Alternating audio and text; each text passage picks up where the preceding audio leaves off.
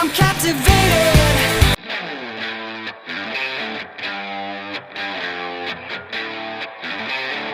I'm captivated. I'm captivated. Good afternoon and welcome to Tea Time with Afternoon Social. Today, our special guest is Marion Nixon. She's a positive mindset coach, and she's going to be with us here all week to give us some insights about how she's become a coach and some tips and interesting information on different topics. So I'm glad that Marion has joined us. And today here on Milestone Mondays, she's going to talk to us about turning self-doubt into self-confidence and share maybe some of her personal experiences. So thank you again for joining us, Marion. And how are you today? Hello, I'm very well today, thank you. And I'm very pleased to have this opportunity to talk to you and the other people having tea with us. Yes, very much so. So turning self-doubt into self-confidence. So give us a little bit of your background and how that has worked for you and what kind of tips would you have for some others? Well, I grew up in a large family. I was the middle of 5 children, and there was quite a gap between me and my older sisters, and then the two below me were boys. So I kind of got lost in the middle, and consequently didn't grow up very particularly confident because I didn't receive the affirmation that I needed to build my confidence. And it's only in adulthood, as I've worked through different issues, that I've learned how to build my confidence. And that the biggest contributor to that has been emotional freedom techniques. There were craniosacral therapy played a big role in that, but the real breakthrough has come with emotional freedom techniques, which I now practice and to share that breakthrough possibility with others. You're from Cape Town, South Africa. So what is it a little bit different culture there when it's coming to confidence? And I'm just assuming it's the same kind of issues that everybody has about being confident in themselves. Yes, I think it's a human issue. I'm not sure that it makes things might be expressed differently in different cultures, but it's basically that belief in yourself and being able to speak up for yourself, being able to express your own point of view, to believe that you can take up space in the world and that your voice is being heard.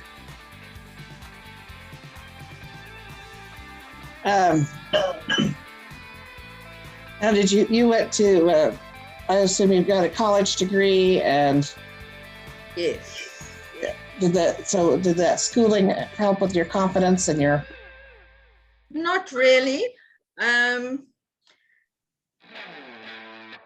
was never a popular child at school. I had sort of individual friends. And then at high school, the sort of particular friend that I made was a boarder at the school I was at, and then her father became ill. So the middle of our second year in high school, she went home and continued her schooling at home in the small town that she grew up in. And I had to kind of, in your first year in a new school, that's when you make your friends. So it took me a long time to find close friends at high school. So on the outside, I suppose, I think I probably looked fairly confident because I became an active participant in various things. But inside, I didn't have very much self-belief. Lost my train of thought for a second there. Now, what inspired you to become a positive mindset coach? My journey started actually when I was retrenched. I had a job in a corporate company, and it was a dead-end job, and I was over the years, I kind of got more and more demotivated because I didn't have any manager. I would think, oh, I could do this, I can make this contribution to the company, but I had no managerial support. So I said to a friend, I got tired of moving the goalpost, and nobody ever noticed whether I met my goals or not. So I was getting very demotivated and unhappy. And then it all came to a head when the company was restructured and I was retrenched. And the day I got the news, I left and went home. And I went back the following day to clear out my desk and say goodbye to people. And on the way into the building, I was kind of in a bit of tumult of emotions and what I was going to say to people, and whether I was, there was sort of anger and anxiety about the future, and that inevitable feeling that when something like that happens, it's, that maybe I wasn't good enough and all of that. And then I suddenly realized that underneath it all, there was a little spark of gladness. And I suddenly thought, I've been released from a job that was making me unhappy. And I've been paid to leave because I got a retrenchment package. Yes. And I thought, well, that was the whole reason I stayed in the job, was because I couldn't afford to leave it. Now I can. So I walked into the building with a smile on my face and was able to say goodbye to people and without feeling terrible. And yes, the anxiety about the future, because obviously the money wasn't going to last forever. I had to make a plan, but I had enough time. I didn't have to desperately go searching for another job. I had time to actually say, well, what do I really want to do? Mm-hmm.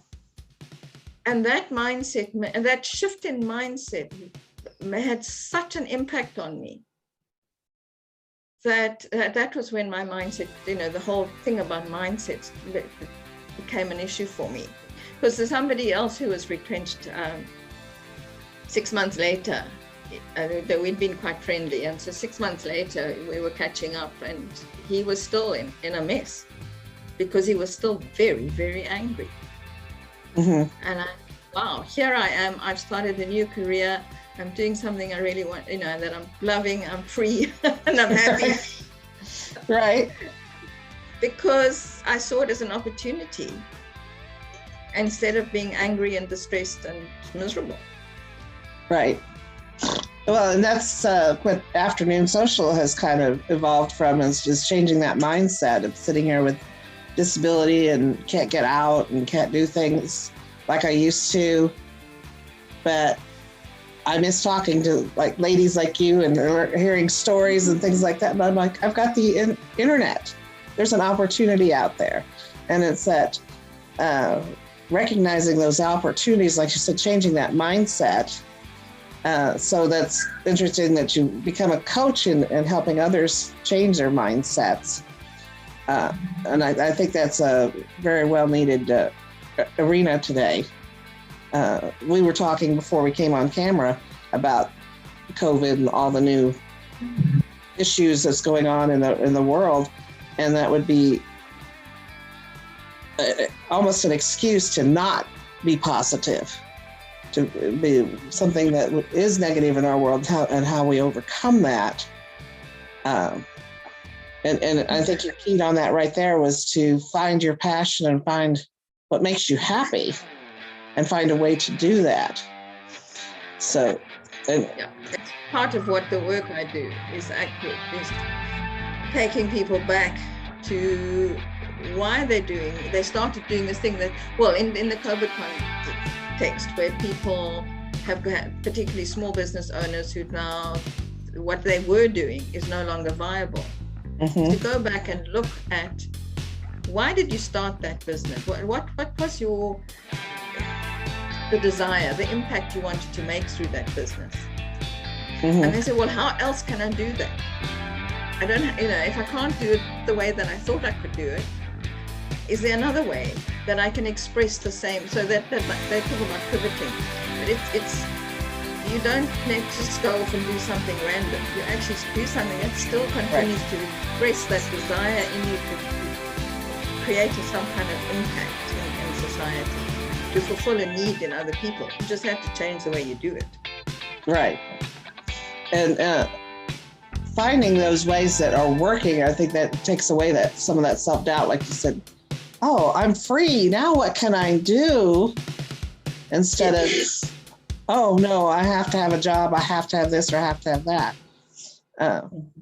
But believing in yourself that you can create something else. And being able to, in my situation, being able to say, thank you, you've set me free. Instead of saying, I'm really angry at the way you've messed up my life.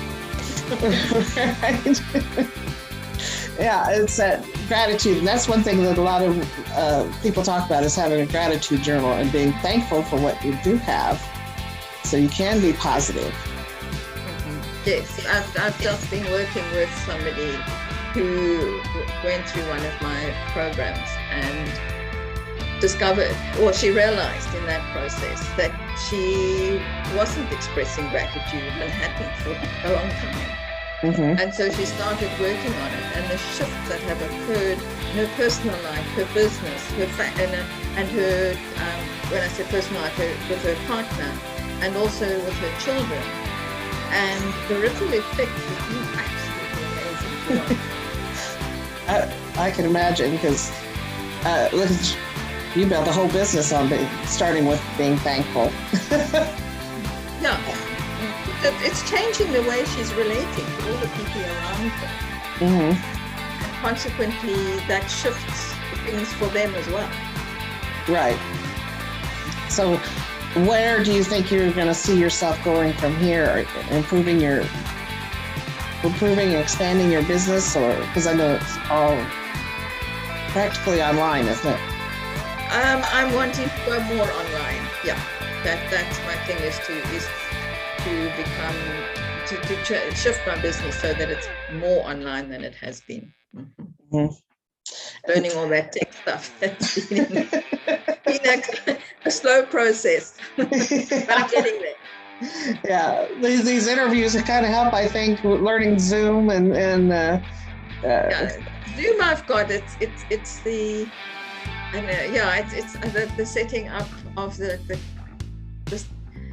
process of contacting people, and the actual turning Zoom on and talking is easy. It's all the background stuff, all the preparation.